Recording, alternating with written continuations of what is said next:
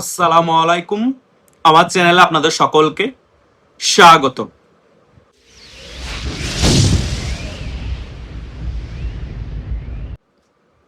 গত 2 দিন ধরে একটি জিনিস দেখতে পাচ্ছি, বিভিন্ন সোশ্যাল মিডিয়ার মধ্যে অনেকেই পোস্ট করছে যে আওয়ামী লীগের সভানেত্রী শেখ হাসিনাকে বাংলাদেশের হাতে তুলে দিবে নতুন যে সরকার আসবে আগামীতে ভারতের মধ্যে।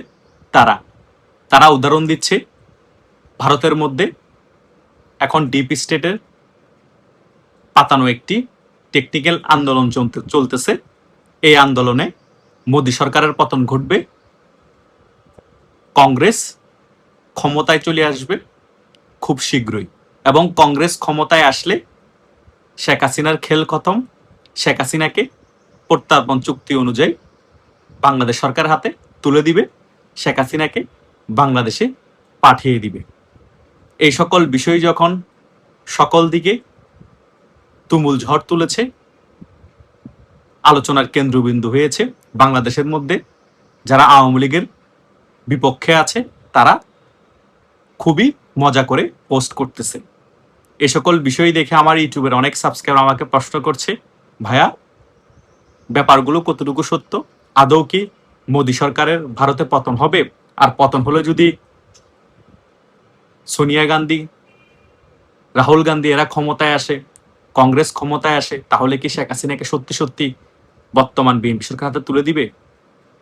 আজকে এই সকল প্রশ্নের ক্লিয়ারলি উত্তর দিব এবং আরো কিছু গুরুত্বপূর্ণ আলোচনা করব এই ভিডিওতে। আশা করছি আপনারা শেষ পর্যন্ত এই ভিডিওটি দেখবেন, সকল বিষয় একেবারে ক্লিয়ার হয়ে যাবেন।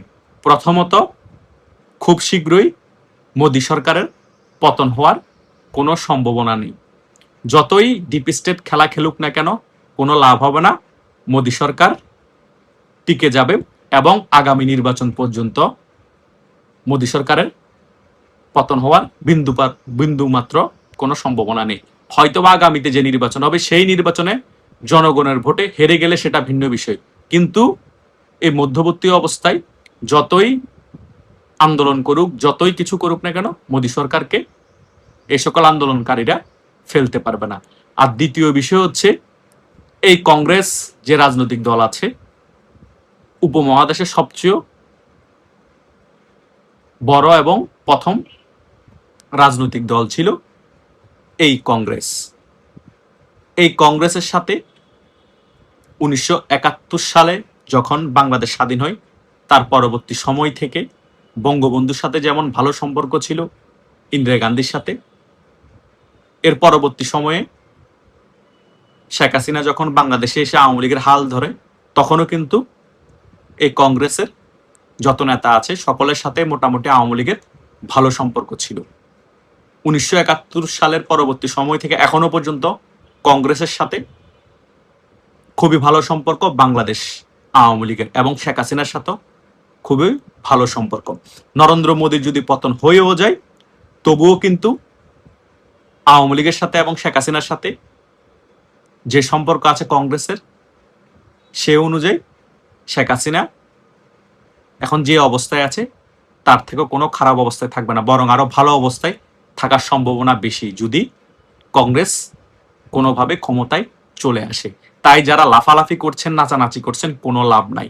5 আগস্টের পরবর্তী সময় যখন শেখ হাসিনা ভারতে চলে গিয়েছিলেন, তার কিছুদিন পরেই কিন্তু সোনিয়া গান্ধী এবং সোনিয়া গান্ধীর মেয়ে প্রিয়াঙ্কা গান্ধী শেখ হাসিনার সাথে সাক্ষাৎ করেছেন, এবং সেখানে বৈঠক হয়েছে, অনেক গুরুত্বপূর্ণ আলোচনা হয়েছে। অনেকে এই সকল বিষয় হয়তো অবগত নেই, কিন্তু আমি যখন বৈঠক হয়েছিল, যখন সাক্ষাৎ হয়েছিল, সে সকল বিষয়গুলো নিয়ে আপনাদের সাথে আমি আলোচনা করেছিলাম লাইভে এসে, এবং সাক্ষাতের কিছু ছবিও আপনাদের কাছে আমি ভিডিও তুলে ধরেছিলাম। তার মানে আপনারা ধরে রাখতে পারেন, বিজেপি সরকার থাকুক বা কংগ্রেস সরকার আসুক, আওয়ামী লীগ এবং শেখ হাসিনার ব্যাপারে ভারতের কোনো কূটনীতিক কোনো বিষয়ে পরিবর্তন হবে না। সো যারা লাফালাফি করছেন তারা এখনো বোকার স্বর্গে বসবাস করছেন, বরং কংগ্রেস সরকার আসলে আরো বেশি আওয়ামী লীগের জন্য প্লাস পয়েন্ট। কংগ্রেস সরকার আরো তৎপর হয়ে যাবে কূটনীতিকভাবে বাংলাদেশের মধ্যে আওয়ামী লীগের রাজনীতিকে ফেরানোর জন্য এবং শেখ হাসিনাকে খুব স্ট্রংলি বাংলাদেশের রাজনীতিতে কামব্যাক করানোর জন্য।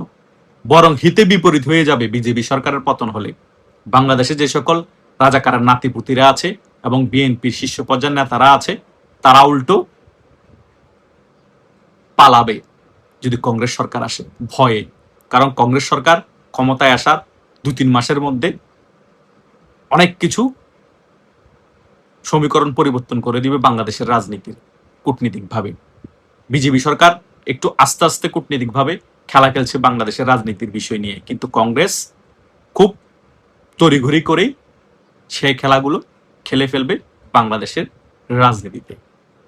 তাই যারা রাজনীতিক সম্পর্কে অনেক বিষয় জানেন না, তারাই হাসাহাসি করছেন, তারা খুশিতে নাচানাচি করছেন, বিভিন্ন জায়গায় পোস্ট দিয়ে বলতেছেন শেখ হাসিনার খেলা শেষ, মোদির খেলা শেষ, কংগ্রেস আসলে শেখ হাসিনাকে বাংলাদেশে পাঠিয়ে দিবে, বিএনপি সরকার হাতে তুলে দিবে, শেখ হাসিনাকে ফাঁসিতে ঝুলিয়ে ফেলবে, ভারতও বিএনপি সরকারের পক্ষে থাকবে।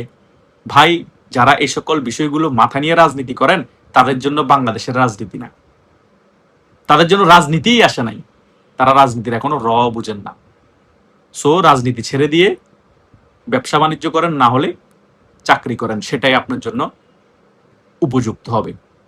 আশা করছি আপনাদের মনে শেখ হাসিনার বিষয় নিয়ে, ভারতের রেজিম চেঞ্জের বিষয় নিয়ে যে কনফিউশন গুলো ছিল এই 2 দিনের মধ্যে, আমাকে সকলে এই বিষয় নিয়ে বেশি প্রশ্ন করেছেন এবং ইউটিউবের আলোচনা দেখে অনেকের ফেসবুকের পোস্ট দেখে আপনারা কনফিউশনে পড়ে গিয়েছিলেন এবং হতাশাগ্রস্ত হয়েছিলেন। আশা করছি তাদের সকল প্রশ্নের উত্তর পেয়ে গিয়েছেন এই ভিডিওর মাধ্যমে এবং সকল কনফিউশন আপনাদের দূর হয়ে গিয়েছে।